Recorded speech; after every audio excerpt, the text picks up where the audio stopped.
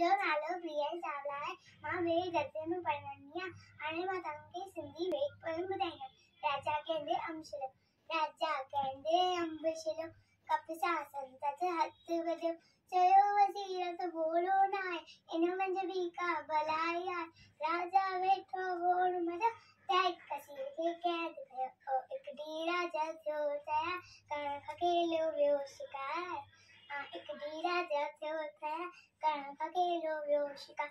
त पर वो ॾींहुं जॾहिं वण जी शाम सुम्हियो ठरे वण जी शाम सुम्हियो ठरे जिनन जो सरदार जिनन जो सरदार ओठ थियो सो बीमार यस विलसा हथ कर दो चाकू जंहिंजो माण्हू सो चाकू जंहिंजो माण्हू सो दवा खुने मां ऊंधी थवंदी बीमारी तर तंहिंजी लवंदी दवा खुने मां ऊंधी थवंदी बीमारी तर तंहिंजी लवंदी।